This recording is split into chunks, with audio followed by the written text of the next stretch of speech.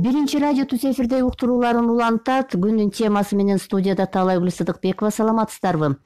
Урматтуу радио угуучулар, учурда дүйнөдө технологиялык прогресстер өтө тез өнүккөндүгүнө байланыштуу жаңы чакырыктар менен биргеле жана кооптонуулар да жаралды.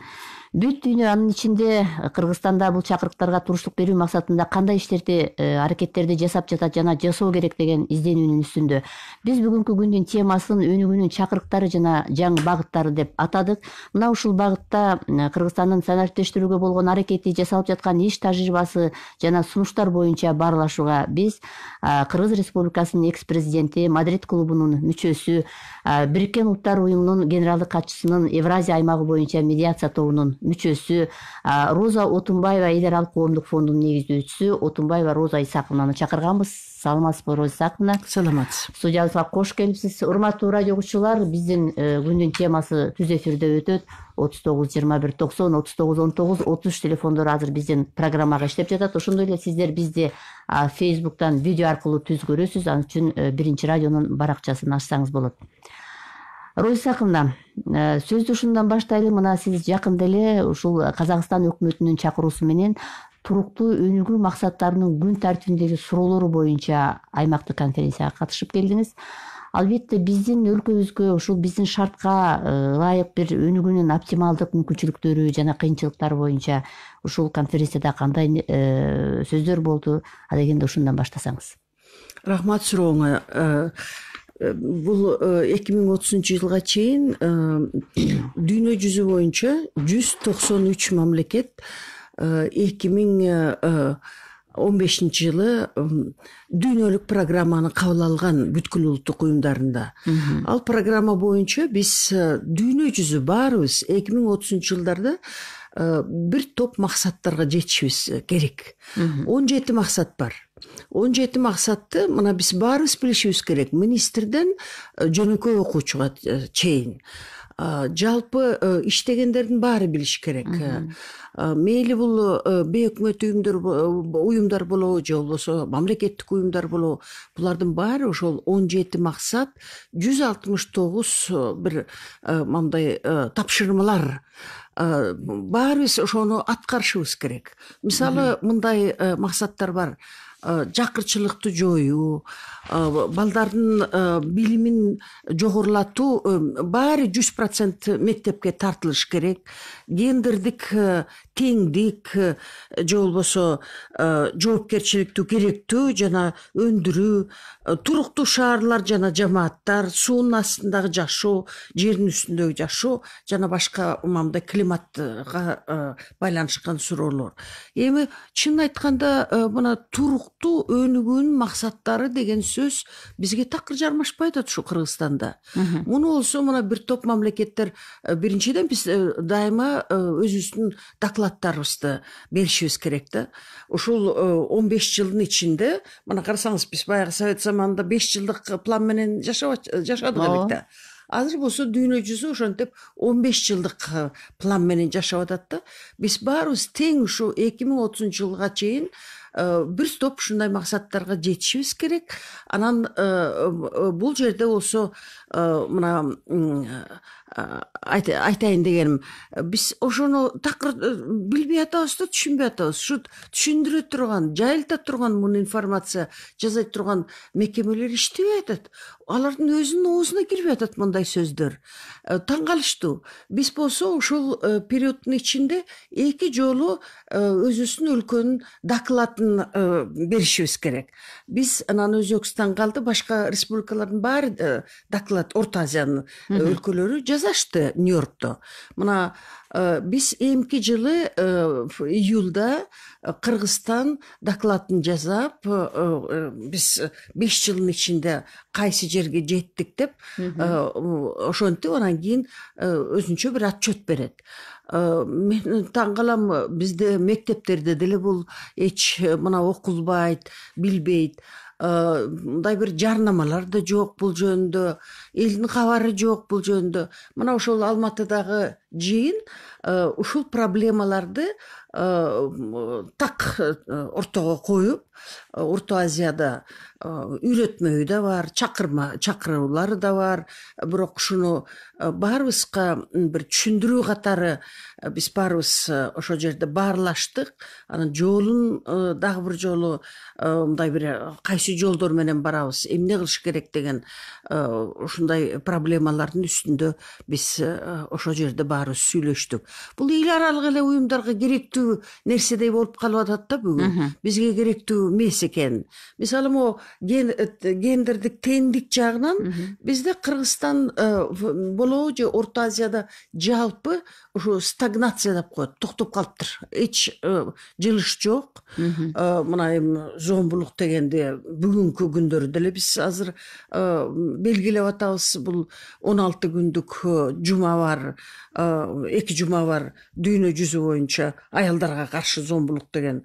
Эми мына аялдар азыраак тартылып атат жумушка. Бул да бир өзүнчө чоң проблема болуп атат. Бизде мисалы кемирээк болуп атат.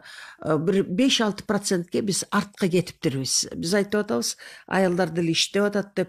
Кече аялдардын ишкердүүлүк күнү болду. Дүйнө жүзүндө бул белгиленет. Бирок так айтыш керек, бизде мына 5-жылдан 17-жылга чейин, 18-жылга чейин биз карап көрсөк, сөзсүз биз бир 6% жоготуп турбуз. Мына азыр өзүңүз белгилеп калдыңыз, ушул дүйнө мамлекеттеринде билим берүүдө болобу, жумушта болобу баягы гендердик баланс кармалыш керектигин белгилешет экен да, көп айтышат экен. Мисалы үчүн айрым психологдор белгилегендей, эркек балага 1 жашка чыккандан баштап сен эркексиң, сен ыйлабашың керек дей берсе, ал ошого көнөт экен да. Бирок эркектер баягы аялдарга караганда аз жашайт экен, анткени эмоциясын ичине чыгарат экен, бук болуп жүрөт экен. Ошол сыяктуу эле мына илим, техника, механика, инженердик тармактарында ал кыздын, аялдын жумушу эмес деген сайын ушул жагында дагы кыздардын мындай бир кызыгуусу азайганын муну социологдор да белгилеп атышат да. Так илимдерди окутууда сиздер бир топ убакыттан бери өз көңүлүңүздөргө буруп келатасыздар. Мына бир аялдарды кантип бир колдоо керек, аялдарды ушул билимге тартуу деген бир дүйнөлүк программа, мотивация бар да. Бул ошол STEM билим берүүсү. Кыргызча айтканда ушул илим, технология, инженерия жана математика жагында кыздардын кызыгуусу. Ушуну бирок STEM деген түшүнүк азыр Кыргызстанда мындай көп деле байырлап мындай бир түшүнүк жайыла элек да. Ушул жөнүндө баштасаңыз анда. Туура айтып кеттиң. Бизде маданият нормалары, традициялар абдан чоң ролду ойнойт. Жалаң эле биз десеңиз, Японияда да ушундай экен. Булар 80-жылы буга көңүл буруп, мына азыр болсо өзгөчө Япониянын экономикасы бир эле калпта туруп, эми булар жакыр жашайт деп айта албайбыз эч качан. Булар эң дүйнө жүзүндө бир экинчи экономика же болбосо азыр 3-чү экономика болуп турган өлкөдө. Мына эмне кылабыз, кандай жолун издеп атышат да табабыз дегенде, мына могу иштөөчү адамдардын арасында аялдар кем экен деп ушуга көңүлүн бурат экен. Ошон үчүн булар ушул STEM деген программага, бул мамлекеттик эң ири программалардын бири экен. Азыр болсо мына дүйнө жүзү боюнча жайылды. Эми мына Америкада мисалы мына Стэнфорд университети, Беркли университети, эң атактуу университеттерде ушу инженерный, IT программаларына атайын кыздардын балы жетпесе да ошолорду алышат экен. Ошолорго түрткү жасайт экен. Аларды болсо стимул беришет экен, ошого барып окушсун деп. Анан биз деле ушундай заманда жашабадык беле. Мына Совет заманын эстеп көрсөңүз, бизде мына Кыргызстанда бүгүн четке чыгып көрүңүз, сизден сурайт, силер Кыргызстан деген бул эмне деген өлкө? Силер кайсы өндүрүш менен акча табасыңар дегенде биз эмне дейбиз? Энергетика дейбиз, анан кийин кең байлыктарды табуу дегенде. Анан бул жерде болсо ким иштейт? Жалаң эркектер бүгүн иштейт. Бизде мына мейли Разаков университети болобу, мейли дагы башка университеттер болобу, кыздар деле окушат. Бирок аны бүткөндөн кийин чай алып келип түшөт начальниктерге, же болбосо бухгалтерияда отурушат, же болбосо ошо бир кагаздарды терип отурушат. Баягы Совет замандагыдай геолого партияларга чыгып, же болбосо энергетиканын жанагы гестеринде отуруп пульттарда башкарып деген ошондой болбой калды да бүгүнкү күндөрдө. Ошон үчүн мына бизде эң негизги тармактарыбыз Кыргызстанда мына ушулар болуп атат. Энергетика болуп атат, бул кең байлык, ошондой эле мына транспорт, мына карасаңыз жолдорду жасайбыз деп. Мына мурда күнү эле президент Жээнбеков айтып кетти. Бул жанагы жол ачылды Кытайдан Кыргызстан аркылуу Өзбекстанга дейт. Жол деген маселе канча адамдарды тартат өзүнө. Ал жерде жалаң эле жолчулар иштебейт, ал жерде энергетиктер иштейт, ал жерде канча теорияларды жазаш керек, канча эсептерди жазаш керек, инженердик иштерди, ошонун баарында мына кыздар да иштеш керек да, сөзсүз. Эң эле ушундай ийри проекттерде мейли авто жол болобу, мейли темир жол болобу, мисалы мына бизде чындан айтканда биз баарыбыз эле билебиз да, энергетикада бир 18% эле биздин өзүбүздүн табияттын потенциалы иштелип жатат. Алтында да бир канча бир 10%ке жетпеген эле биздин потенциалыбыз бүгүн табылып атат ошол жерден да.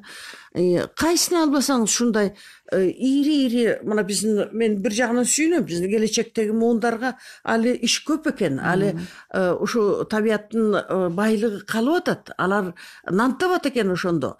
Бирок ошолорго тең деңгээлде мына кыздар болобу, эркек балдар болобу, биз тартышыбыз керек. Биз өзүбүздүн коомубуздун потенциалын баарын иштетишибиз керек да. Антпесек мына ачка калып атпайбызбы? Ошондуктан мен жана STEM деген программанын маанилүүлүгүн дагы бир жолу аныктап, бир топ биз аракетти жасап атканыбызды айтып кетейин деп атам. Биринчиден мына биз бир топ өзгөчө Ош шаарында, Ош университетинде мугалимдерин биринчиден Америкага жибердик, алар үйрөнүп келди. Анан кийин болсо биз окутуу, ал жерде ректор азыркы Исаков министр болуп турган кезде компьютерлерди берип, биз аялдардын баарын ушундай көп үйрөттүк IT тармагында. STEM боюнча биз менторствону үйрөттүк. Мына билгендер лидерлерди, жаш лидерлерди окутсун дегенде. Ошондой эле мына STEM боюнча биз лекторияларды, белгилүү адамдарды, Intelден вице-президенти келди, Австриянын тажрыйбасын биз үйрөндүк. Фестиваль, билим фестивалдарын өткөрүп атабыз жыл сайын. Ал жерде көрсөтүп атабыз бул канчалык маанилүү. Биз деле мына азыр өкмөттүк биздин бир багыт болуш керек, мамлекеттик багыт. Мына Назарбаев бул жөнүндө айткан болчу. Так айткан. Биз так дисциплиналарды бул болсо эң эле маанилүү, керектүү деп туруп, мына ушуга көңүл бурушубуз керек деп. Багыт бериш керек. Мына Малайзия, Сингапур ушулардын баары ушуну менен мына өздөрүнүн индустриясын, өндүрүшүн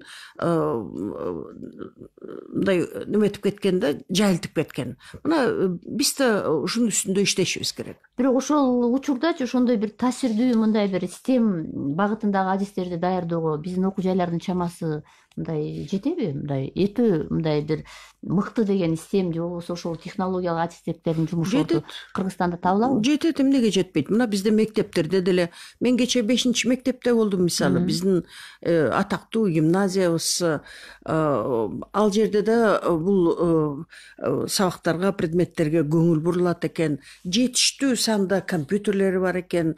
Бизде мектептерде баарын деле, мына мисалы математика Баткенде Мадиминов деген мугалим баштап кандай чыгармачылык менен балдарды үйрөтүп атат. Ошо балдардын баары Америкада азыр окуп атышат.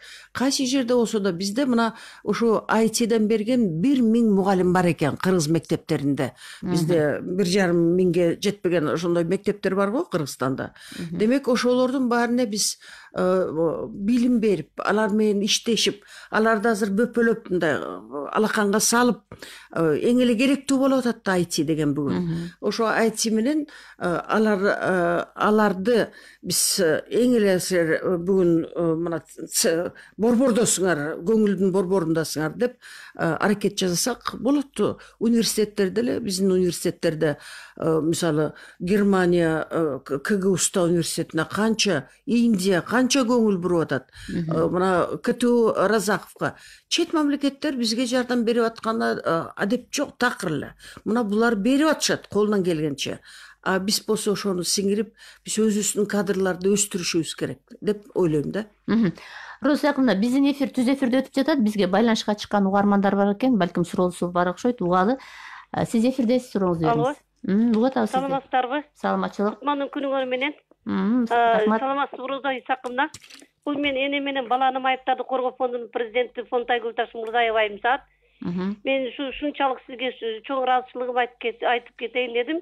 Себеби ушу IT боюнча, мына компьютер боюнча, маалымат боюнча көп сиз ушу чет өлкөдө жүрүп, чет өлкөнүн маалыматын алып, ушу багыттарды Кыргызстанга таратып атканыңыз үчүн чоң рахмат.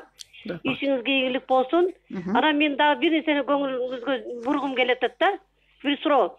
Мына мисалы үчүн биздин мүмкүнчүлүгү чектелген адамдар, көзү көрбөгөндөр мурун Советский Союз мезгилинде өтө жакшы иштечүлүк, качество бизден иштегендер жанагы чет өлкөгө кетчү да, экспорткачы.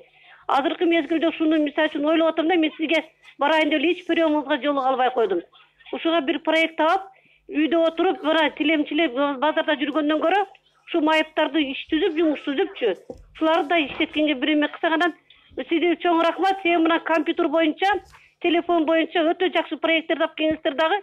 Бүт майыптар ушашын азыр телефон, сенсорный телефон менен жакшы иштешип, компьютерди жакшы өздөштүрүп, англисче, орусча, кыргызча бүт баарыны өздөштүрүп, кечээ бизде Сокулардын мектебинде 180 жылдык өттү.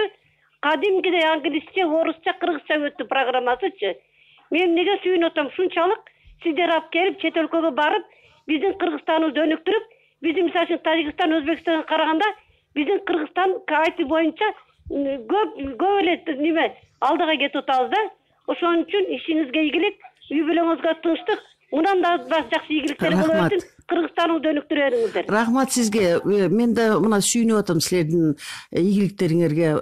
Азыр мо инклюзивный билим берүү, инклюзивдик жашоо деген бул өзүнчө эле жанагы лозунг. Мына мо мен айтып кетпедимби, туруктуу өнүгүүнүн максаттары дегенде.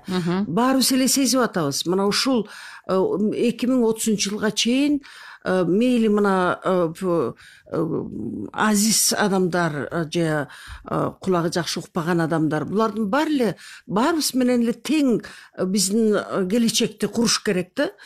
Керек болсо мына быйылкы БУнун сессиясында мындай да сунуш болду. Мо кулагы укпаган адамдардын тили, бу азиз адамдардын тили, бул да мамлекеттерде официалдуу тил болсун деп ушундай сунуш. Мына карабайсызбы, канчалык чоң ушундай көңүл бурулуп атат. Анан сиз айтып кеттиңиз алардын жөндөмдүүлүгү жөнүндө. Бул мына мисалы IT деген мындай да, баары баягы вслепую деп койт го орусча. Эч карабай басыш керек да компьютерде. Ошондо гана сен чындан эле компьютерде иштей аласың деген сөз туура болот да. Мына азиздер болсо баары эле мына компьютерде өздөштүрүп алышкан. Аларга ошо шарт түзүп бериш керек, алар өздөштүрөт. Мына сиз бир өзүңүздүн телефондоруңузду калтырсаңыз студияда, мен сөзсүз сиз менен кабарлашамын. Рахмат. Анда дагы бир угарман бар экен, угалы сизди. Сурооңузду бериңиз. Алло, ассаламу алейкум. Саламатсыз, Кубаныч мырза. Күнүңүздөр менен нарындан чутутам, атым Кубаныч. Урматтуу Роза Исаковна. Мен азыркы алдыга чыгып кеткен угарман эжени абдан колдойм. Сиз муну сөзсүз кабыл алып коюңуз. Бул киши аябай абдан аракет кылып атат булар. Биз Кыргыз мамлекети үчүн ал киши өзү үчүн жасаган жок. Туура түшүнөсүз деп ойлойм. Менин суроом мындай да. Мен каршылыгым жок. Жаштар балабактардан баштап жогорку окуяга чейин жаштарыбыз улан кыздарыбызды өндүрүшүбүз керек. Мамлекетибизге салым байланыш жакшы болбой калды. Алло. Жакшы болбой калды сиз. Айта бериңиз, угат экем. Алло, анан менин суроом мындай да. Сиз өзүңүз айткандай Малайзия, Сингапур, Индия, Кытай, Японияда 80-90 жаштагы олимпиадалар чыгып атат. Эмне үчүн биздин мамлекетте карыларга көңүл бөлүнбөйт? Мисалы бар бизде ата-апалар бар. Аябай акылдуу. Алар бекер эле иштеп берет мамлекетте кары менен коюп. Рахмат. Карылар жөнүндө кеп болуп калды да. Мына биздин колубуздан келгенче биз мындай аракет жасап атабыз да, ошо IT боюнча. Биз бүгүн ал жөнүндө да атайын сүйлөшөт элек. Мына суроо келип калды, мен жооп берейин деп атам. 50 жаштан илгери биздин ардактуу адамдарга, мына карыларга, биз баарыбыз эле ошондой жашта болуп калдык. Мына ушуларды азыркы тез өнүгүп аткан заманда аларды да калтырбай эле четте деп үйрөтүп атабыз IT-ге. Мына биздин фонд мисалы KICB банк деген менен биргелешип ушундай программаны ачкан. Ушу күндөрү иштеп атат бул программа. Эми тилекке каршы бул Бишкекте эле. Бишкектин 10 конушунда могу ал жерде айылдыктар абдан көп. Ошо 10 конушунда 10 центрибиз бар. Андан тышкары дагы 5 центр бар. Мына шаардын борборунда. Ошол жерлерде 50ден ашкан адамдар, көбүнчө аялдар келип атат. Аларды биз ошо IT мындай негизги бир сабактарды берип атабыз да. Кантип мобилдик өзүңөрдүн аккаунт же счетуңарды ачасыңар, кантип акчаны ошол эле нарынга жибере аласыңар, кантип акчаны өзүңүздүн балаңыздан Москвадан ала аласыз, кантип сиз эшикке чыкпай эле мына керектүүлүктөрдүн баарын жасап аласыз, сатып аласыз, төлөйсүз коммуналдык тейлөөлөрдүн баарын. Мына ошентип биз мобилдик банкинг дегенди үйрөтүп атабыз. Бирок өкүнүчтүү Талайгүл, биз болсо ушинтип 10 сабак берип, азыр бул да керек, дайыма керек. Анткени мына бизде биз мектептерге барсак деле ушу мугалимдер да жок аларда. Алардын өздөрүнүн почтасы да жок. Алар деле компьютер дегенге жолобойт экен. Эми бул борбордо эле 5-гимназия болбосо, айыл жактарда мына ушундайга биз көп учурап атабыз. Бул жерде биз мына көчөдөгү эле адамдардын баарын чакырып, ошентип окутуп атабыз. Бул өтө маанилүү. Мына карабайсызбы? Мобилдүү банкинг деген былтыркы 2018-жылдын аягында ушундай бир анализ бар. Бизде Кыргызстанда 5% болчу. Андан бери биз эми мына санариптештирүү жыл деп атабыз. Эми балким 10%ке чыккандыр. Мен мындай сезбей атам, ушу банктар катуу бир аракет жасап атканын. Ошол эле убакта мисалы мына Кытай дейсизби, Турция, Германия, эми батышты бер жакта эле коелу. Буларда болсо 90%ке чейин мына чыгат. Москвадагы туугандарыңардан сурап көргүлөчү. Ал жерде болсо жөн эле мындай quick response дейт, QR деп коет. Телефон менен эле алардын кассасын сыйпалап койсоңуз эле мына сиздин акчаңыз тияка өтүп кетип атат.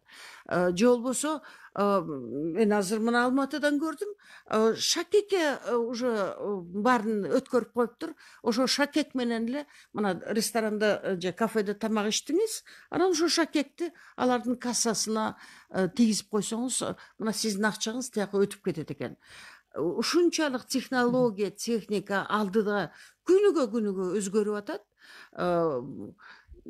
Орустар семимильными шагами деп коет. Мына ошентип биз болсо мына аркасынан чуркап баратканыбыз. Эми бул санарып 50ден жогору.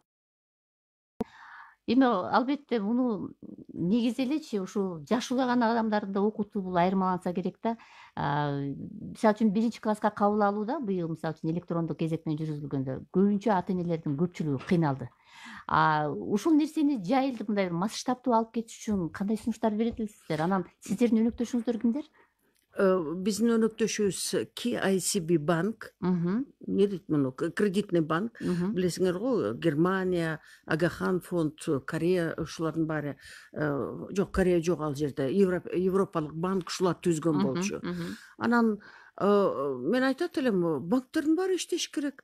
25 банк бар Кыргызстанда, коммерциялык банктар бар. Ошолордун баары мына ушундай иш аракеттерди жасаш керек. Кыргызстанда канча киши деле банктарда эсептери бар. Мына ошолордун клиенттер менен баары менен иштеш керек. Мисалы KSB банк эмне кызыкчылыгы бар? Булар болсо өздөрүнүн банктын клиенттерин көбөйтөйүн деп атат да. Демек биз болсо ошол жанагы ал банктын автоматтарын коюп атабыз. Жана окуу центрде биз үйрөтүп атабыз. Ай мына мындай болот, мындай болот деп. Демек ушул кишилерди биз үйрөтүп аткандардын баары алар болсо ошол KSB банктын клиенттери болуп калып атат да. Ошентип ар бир банк жанталашат деп мен ойлоймун да. Мен ушундай. Жана биздин угармандар чыккан чакта биз тем боюнча сүйлөштүк элек. Ошол убакта менде да бир жакшы бир ой пайда болду да, биздин бул маалыматтан кеткен да, кыздар арасындагы жана илимге билимге берилген кыздар. Ошол Асель Салтбаева деген, ошол Ньютон түзгөн Улуу Британиянын королдук илимдик коомчугунун мүчөсүнө кирет экен да бул кыз. Анан ал жерде укмуштай ачылыш жасаганы биз ушул жерде айттык, жанагындай инсулин, башка дарылардын эскирип кетпешин камсыздайбыз деген. Эми мындай да, ошол кыздын эмени карап отуруп, мындай бир коомдогу стереотиптер, мисалы үчүн аял эркектин жумушу деп бөлүнгөн нерсе таптакыр болбош керек деп, сиздердин ошол мекендештер форумунда дагы бул кыз дагы чыгып ошол жерде кандай конкурстар бар экенин белгиледи да. Анан ушул жерден бир суроо бергим келип атат да, ошол чет мамлекеттен алган билимин, тажрыйбасын бөлүшкөн кыргыз кыздары жанагындай эркектердин тармактарында аялдардын келишине мындай бир көп таасир берсе керек, ушундай нерселерди балким жайылтыш керек деген жагдайда суроо бергим келип атат. Биз Аселди жакшы эле бул мисалды көрсөтүп атабыз. Кичинекей жаш кыздар азыр ойлонуп калышты. Асель мындай айтканда, бул жалаң эле ошол Улуу Британияны эмес, бул дүйнөлүк деңгээлдеги абдан бир көрүнүктүү, окумуштуу болуп атат аялдардын арасынан чыккан. Мен айтат элем, биз баарыбыз сыймыктанышыбыз керек. Атайын дагы Франциянын бир премиясы бар, аялдар окумуштууларга арналган. Ошонун да ээси болду Асель. Асель азыр Баф деген университет бар, ошол жерде иштеп атат. Бирок ошо Кембридж окумуштуулардын бирикмесинин мүчөсү. Бул биз үчүн чындан эле билим жагынан абдан бир чоң жетишкендик деп айтат элем. Мен ойлойм, мына биз баарыбыз ошо кыздарды ошентип илим, билимге түртүшүбүз керек. Эми баары эле мына бизде азыр жалаң эле STEM болбой калды. Дагы арт деген кошулду. Арт бул жок, бул искусство, да, көркөм кошулду. Бул жагынан да мына келечекте бизде мына робототехника деген, бул абдан көп нерсени, көп жумуштардын баарын четке сыдырат да. Бул арт дегенде көркөм жактан адамды эч ким алмаштыра албайт. Ошон үчүн мына бул да өтө маанилүү. Бул жагынан да мен ойлойм, мына кечөөкү ишкер аялдардын форумунда биздин сүрөтчүлөр да катышып атат. Булардын эмгегин эч качан автоматташтырылбайт. Булардын эмгеги дайыма маанилүү болот. Ошон үчүн мен ойлойм, мына биздин мектептерде да ушуга көп көңүл бурулса. Мен да жанагы улгайып калган адамдар боюнча бир дагы ремарка жасап коеюн деп атам. Ошо башка өлкөлөрдө мисалы азыр бир эле туруктуу профессия менен жашай албайсыз өмүр бою. Мына университетти бүттүм, ушуну менен аягына чейин өмүр бою иштейм деген жок азыр. Мына батыштын баары эле ушундай. Бир 5 жылда өзгөртүп турушат, жумуштан чыгарып да жиберет. Анан кийин кайта жаңы профессияны карап, рынокто кайсы профессияларга мукташтык бар экенин билип туруп, ошол профессияны үйрөнүп кетишет. Мисалы мына Швецияда 62% адамдар, улгайган адамдар окуйт экен университеттерде. Могу Кытайда эле мен ушу билем, анда бул процесс абдан мындай активдүү жүрүп атат да. Жайылып калган. Россияда 15% адамдар, мына биз университетте жаш адамдар окуйт деп эле мындай ойлойбуз да, дайыма эле ушундай стереотип бар биздин көзүбүздүн алдында. Бирок азыр болсо жаңы профессия алганга мукташтык абдан өтө зор. Бизде да мына биз көрүп атабыз. Бизде азыр 40-50дөн кийин эч жака сизди албайт жумушка. Ошон үчүн университетке барып, кайта жаңы профессия алганга биз баарыбыз муктаж болуп атабыз. Биз бир угармандан да кабыл алып коелу. Бизди күтүп калган экен. Андайын сурообузду улантабыз. Саламатсыздарбы? Саламатсызбы? Роза Исаховна мындай суроо да. Мына 18-кылымда Курманжандатка кандай болсо, сиз 21-кылымдын кудосундай апасыз да. Эмне дегенде, сизди дүйнө ааламы бар тааныйт, билет, сиздин кылган ишиңизди эл билет. Сизге чын жөн кааламакмын, бирок жанагы bir neyse sizin bir interviyunuzda etkense ben siyasete girişeyim de. Ova, koğumluk işleri жақсы alып бардасыз. Kanca jarandar verip atasız, jaylağı nemesi, jana jas kadrlarda akımlar çıkarıp atasız, bağırın жасап atasız. Sizde hiç kim işlegen yok. Pazar olan prezidentler içinde kılalmaydı. Bir olsa qaraydı, birlikte karşı çıkıp, siz de apısqa tepken olanda akımlar köp jardan bergensiz. Например, ЮАР'dın prezidenti 79 yaşka seyin bilegen. Mana Lukashenko kandidaturaсын koydu. Trump'la 70'ten askan. Nazarbayev tele bile adat. Siz dele kaptanında sazı karladı atasız tele kartayla. Emnesin kısayasız kayra girişip bayram oldu ki de onda üstünce prezidentlikке депутат koyuyor. Siz de elдің bari oldu mu? Rahmat. Рахмат сиздин оюңузга. Бирок азыр мына биздин саясатка жараша өзүңүз билгендей закон да кабыл алынган. Ал закон боюнча мурунку президенттер такыр ишке кирише албайт, саясий ишке кирише албайт деп койду.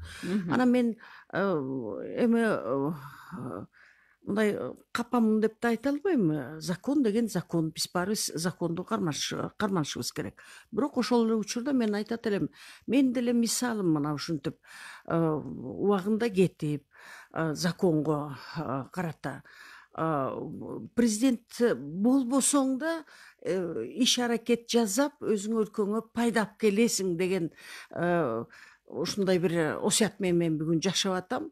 Мен да ушундай бир мисал калтырып кетсем, бул деле жаман эмес го. Мына мисалы башка өлкөлөрдө деле мейли президент Картер же болбосо президент Клинтон абдан көп иштерди жасашат. Алар фонддорду түзүп алып, анан кийин ушул элине эми алардыкы абдан эле строгий закондорду 2 срок ошону менен болду дегенде. Анан кийин уже башкалар келиш керек. Бизде деле башкалар келип иштешсин. Бирок мына мен деле үйдө баарын карап эле эмне кылсаңар ошо кылгыла, болору болду деп эле отурган жерим жок. Мына мен да ошентип аракет жасап атканым. Сизге рахмат колдооңузга. Рахмат, урматтуу радио угуучулар. Биз бүгүн ушул өнүгүүнүн чакырыктары жана жаңы багыттары туурасында сүйлөшүп жатабыз. Биздин студиябызда Кыргызстандын экс-президенти Отунбаева Роза Исаковна биздин суроолорго жооп берип жатат. Бизде дагы мындай бир маселе барбы деп ойлоном да, Роза Исаковна. Мисалы үчүн айрым учурларда мектептерде баягы информатика боюнча сабактарда берилген маалымат китептерде илгерки бир атам замандан берки же эчакы бир окуу куралдары колдонулат экен да. Бул коомчулукта дагы ачык айтылып атат. Анан мектептерде азыр эми билесиз, жадагасы азыр региондорго дагы интернеттерди алып баруу, аны тартып атышат. Кээ бир жерлерде интернет болуп калды. Балким ушул балдарды окутуудан мурун ушул программаларды да караштырыш керектир. Ушул маселе барбы бизде? Мен оюмча сөз бар. Мен кече 5-мектепте болуп, балдар менен баарлашып атканда абдан таң калдым. Бизде мисалы адабият жагынан мындай ситуация мындай экен да. Кыргыз тили, кыргыз адабияты берилет экен. Анан орус адабияты неме аркылуу эле тиги орус тили аркылуу берилет экен. А дүйнөлүк адабият такыр жок экен да программада. Мен мисалы ушуну билбептирмин. Мен ойлойм, бул өтө өкүнүчтүү. Такыр жок экен дүйнөлүк адабият. Бирок рахмат, мына могу Американы канча жамандашат, бирок бая күнү 100 000 деген китептерди басып, кыргыз тилине которуп, мына таратып берди. Ошентип ар бир элчилик ушундай аракет жасашат, ушу кыргыз тилинде китептерди таратканга. бирок ошол эле кече 5-гимназиядан көрдүм, өзүң айткандай эски китептер, баары эски. Анан баягы өздөрү жазган бир илимий окумуштуулар, анан ошолор ушакта окудум эле деп бир китептерин берип коет экен, эми аны балдар окуй албайт да, окубайт деле. Эми Манастын том деген китептери бар. Мен айтып койт элем бул радио угуучуларга. Биз да жакында эле Манасты кыргыз тилинде чыгардык. Биз мурун орус тилинде чыгарганбыз. Элге эл түшүнсүнчү мо биздин орусча сүйлөгөн кыргыздар, ошондой эле чет элдиктер деп орусча чыгарганбыз. Сүрөттөп чыкканбыз баарын. Замир Илипов деген мыкты сүрөтчү, Байжиевдин текстинин негизинде, Марбайдеевдин. ой кечиресиз, мен туура эмес айттым. Биздин драматург Бектурсун Жакиевдин текстинин негизинде ошондой бул Манасты биз сүрөттөп чыккан болчубуз. Ошонун азыр кыргызчасы чыкты. Демек деле биз китеп чыгарабыз. Биздин фонд китеп чыгарып, ошону сатып, ошонун негизинде биз бир топ проекттерди жасайбыз. Мына мен ушу IT жөнүндө айтып атканда дагы бир проектти айтып кетейин деп атам. Талайгүл, бул болсо мына менин оюмча өтө маанилүү. Бүгүн мына биз мектептерге барсак, эмне менен колдоносуңар, кайсы деп балдардан сурасак, баягы Сузакта Барпы айылындагы мектептен сурасам, балдардын баары эле айтат, Инстаграм дейт. Инстаграм, айыл жактарда Инстаграм. Мына келиндер деле колунда баарынын телефону бар. Баарынын WhatsApp группалары бар. Баары бири-бири менен баарлашып, анан кандай тамактын рецепттери кандай, анан товарлар кандай, ушинтип сүйлөшүп турушат экен да, баягы социалдык коммуникация дегендей. Анан биз болсо ушуну түшүнүп, билип, 3төн кийин кеч деп атап койдук. Муну атайын социалдык тармактар. Социалдык тармактарда биз ушундай программаны азыр мына киргиздик. Ушул мына ушул айда кирди бул программа. Бул программа менен айылдарда, алыскы айылдарда өзүң айткандай китеп жок. Өзүң айткандай атайын журналдар жок. Баягы Совет заманында Кыргызстан аялдары деген журналдар бар эле, же болбосо мына башка журналдар жетчү эле айылдарга. А бүгүн болсо ошонун баары жок да. Мына силер деле радиодо генийден башка балдар үчүн дагы кандай программа жасап атасыңар? Же болбосо аялдар үчүн, балдар үчүн, мындай эми балдар жана Баластан деген программа бар го. Бирок өзүнчө. Бирок мына бала төрөлгөндөн баштап, эми биз условно 3 жаш деп атабыз да. Ушу жаш өспүрүмдөрдү, жаш балдарды кантип өстүрөбүз? Бала бирдеме менен ооруп калат, доктурга жете албайсыз. Эмне кылыш керек? Булар болсо ошо Инстаграма менен сурай да коюшат, мисалы. Башка мамашалар ким билсе өзүнүн рецептин айта коет. Мындай деген орус тилинде, англис тилинде 1000 деген ушундай баракчалар бар. 1000 деген баракчалар. Тилекке каршы биз болсо баарыбыз мына азыр кыргызча гана сүйлөп, орусчаны ким сүйлөйт, ким сүйлөбөйт, ким билет дегендей. Ошон үчүн биз мына кыргыз тилинде ушундай баракчаны түздүк. Ал жерде болсо мейли ден соолук жагы, мейли тамактануу, мейли мындай өнүгүү жагы. Азыр болсо ЮНИСЕФтин критерийлери бар. 1 айда бала эмнени кылыш керек, 3 айда кандай жөндөмдүүлүгү болот, 6 айда эмне болот деген.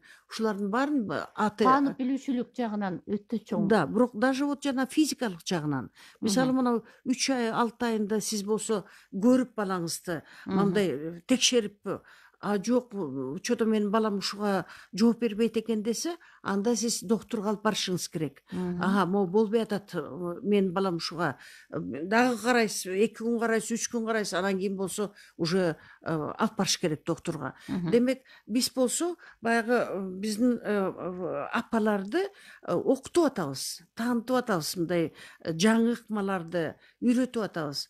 Мен абдан сүйүнөм ушул Инстаграм баракчага. Анткени мен ойлойм, мына эми биз IT-ни колдонуп атабыз биринчиден.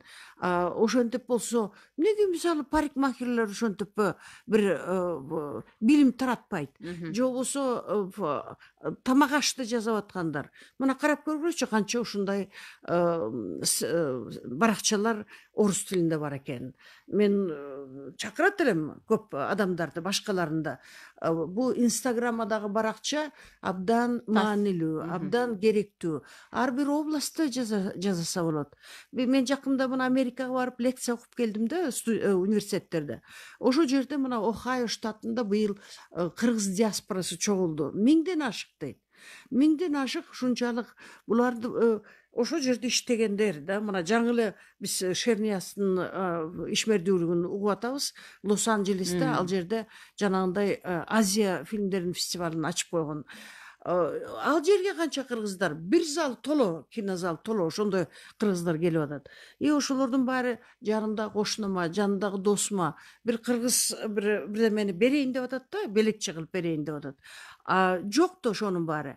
Бул жерде Нарында, Чаткалда, Таласта жазып аткан баракчага, Инстаграм баракчага сүрөтүн салып берип койсо, тегилер болсо көрсө, товар өтүп кетти. Товар өтүп кетет экен да. Мына ушунчалык бүгүн IT деген маанилүү болуп атат. Өзүң билесиң го, мына бүгүн Amazon менен же мо Taobao менен канча товарларды биз сатып алып атабыз. Эмнеге алардын товарларын биз сатып алсак болот экен, эмнеге биздин товарлар айкы өтпөйт экен? Сиз жакшы нерсени айттыңыз да, анан дагы бир менде да бир пикир пайда болуп атат да. Чындыгында карасак, баягы балдардын төрөлгөнүнөн башкана чейин кадамдарында ата эне эмне кылыш керек деген пособиялар булар дүйнө жүзүндө аябай көп экен да. Ар кайсы өлкөлөрдө ошол тарап жаткан жанагы аудионун, маалыматтын жаңы форматы болгон жана подкаст деп атабыз азыр. Ушул подкасттардын түрү да көп экен да.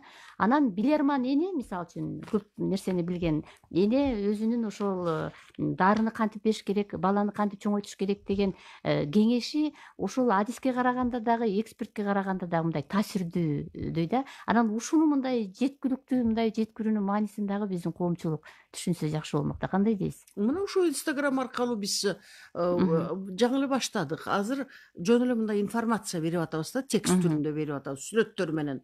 Бирок бир күнү ошол жерге экспертти да отургузсак болот. Эксперт болсо жооп берсе болот. Силер суроо берсеңер болот дегендей. Мына ошентип башка англис тилинде, орус тилинде толуп атат мындай баракчалар. Абдан көп. Мына жана улгайып калган деген, биздин коом деле бизде төрөт, Кудайга шүгүр, жакшы эле болуп атат Кыргызстанда. 6 миллион 300 миң деген бүгүн бизде элибиз бар саны. Бизге караганда Өзбекстан менен Тажикстан 2 эсе көбөйүп атат. Ошого карабай биздин элибизде мындай картайып баратат. Картайган эл көп. Ошолорго арналган эмнеге бир акча түзбөйт бирөө отуруп алып? Аларды могу университет кабыл алат экен, могу жерден окуса болот, мындай физикалык занятияларды жасаса болот, моундай фитнес-центрлерге барсаңар болот, же болбосо тамактануу деген мындай болот экен деп эмнеге жазабайт? Жазса болот да. Рахмат, азыр бизде угарман бар, анда угалы сурооңузду. Алло. Угуп атабыз сизди. Саламатсыздар. Саламатчылык. Исаат мына, сиздин прием күнүңүз кайсыл? Анан кийин каерде жайгашкансыз? Ошону берип кое аласызбы? Же мен телефонумду берейин?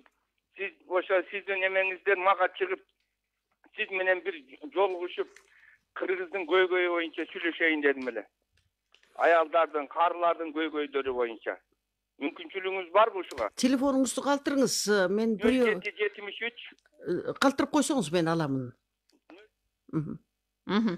Студияга калтырып коюңуз телефонуңузду.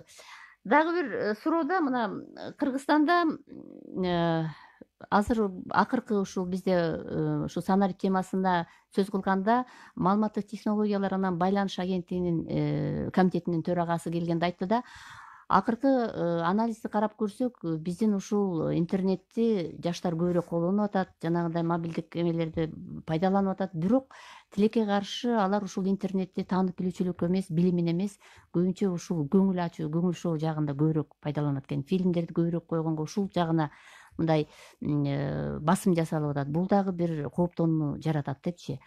Мисалы үчүн Кыргызстанда ар кандай жеке мектептер өнүгүп, мисалы үчүн балдардын өзүнүн мындай бир өз таасирин тийгизип жатканына далилдер бар. Мисалы үчүн эле жакында эле жана Арсен Рахымбековдун кандай калькулятор бала деген бир атка конду да, арифметика, менталдык арифметика боюнча.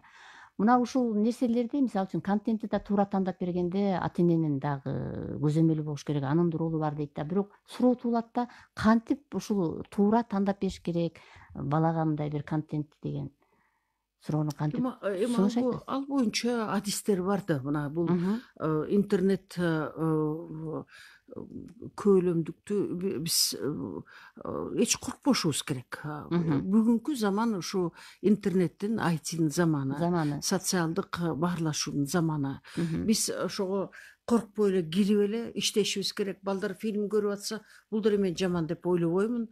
Баары эле программист боло албайт, баары эле ошо айтиден эксперт, специалист боло албайт. Бул өзү компьютер деген бул инструмент. Биз эми сөзсүз мына интернет аркылуу, компьютер аркылуу радикалдык көз караштарга деле ууланып атпайбы да, мындай бир террорист деле болуп кетип атышпайбы? Эми ошону токтотконго азыр абдан көп кызматтар иштеп атат ал жөнүндө. Мына Кыргызстанда да регионалдык ушундай бир кызмат, бүткүл улуттук уюмдардын кызматы ушул жерде жайгашкан. Мен ойлойм, бул жагынан атайын көбүрөөк окуулар, ар бир мектепте атайын өз балдар үчүн да, ата энелер үчүн да ушундай окуулар өтүш керек. Анын бир ыкмалары бар, анын бир жолдору бар. Мындай балдарды чектеп, аларды карап, контролдоп. Бул эмнеге балдар ушинтип такыр эле чексиз ошого кирип кетет? Анткени ата энеси такыр аны менен иши жок да. Мына компьютер сатып алып бердим, ошону менен мына жаным тынчыды дегендер. Сиз болсо карап туруңуз, ошол фильмди көргөн фильмин баарлашыңыз ал жөнүндө. Балдар кайсы музыканы угуп атканын сиз да билиңиз. Андай болбосо, анда эми мына мен мектепке түртүп эшигин жаап койдум, ошойдо мына мектеп жоопту, эмне кылса ошо кылсын деген ата энелер бизде эми арбын андай ата энелер.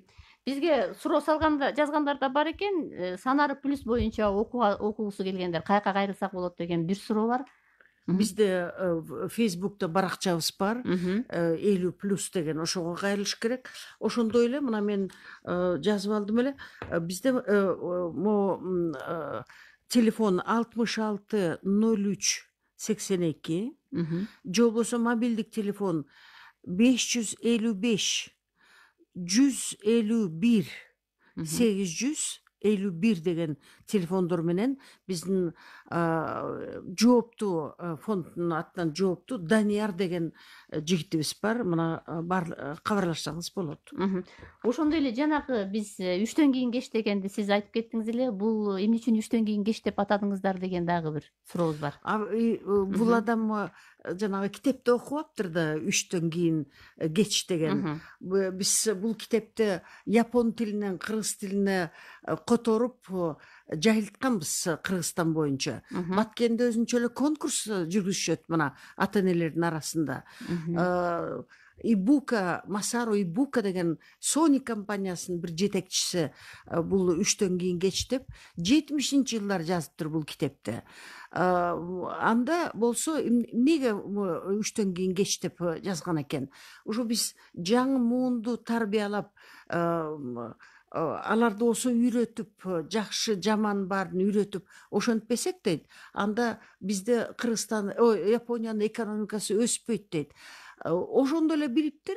Кийин болсо Американын окумуштуусу, ал болсо Нобель лауреаты да болду, Джеймс Хикман деген. Ал мындай деп чыгарды да, адамга биз эми ошо кичинекей жашында биз негизи баарын үйрөтсөк, кийин болсо ошол адамдын иштөөчү ыкмы, анын производительности абдан жогору болот экен деп кичинекейинен баштап эле биз үйрөтүшүбүз керек. Муну баарын илим тастыктады. Илим мынтип тастыктап атат азыр. Илим да жылып атат да, булар тынч отурган жок да.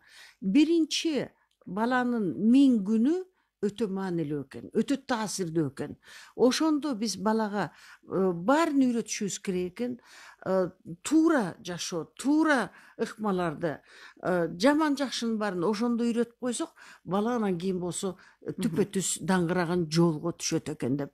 Биз болсо эми бул условно 3 жаш дейсизби, 5 жаш дейсизби, ушу кичинекейинде баланы колдон чыгарбаш керек экен. Апалары үйдө отуруш керек экен, караш керек экен баланы.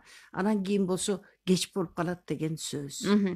Биз угармандарга да кошумчалап кетели. Мына ушул 3төн кийинки кеш деген бул баракча социалдык тармактар аркылуу азыр ата энеге балдарын ушу туура тарбиялоого түшүнүктөрдү берүү жагы социалдык тармак аркылуу жүргүзүлөт.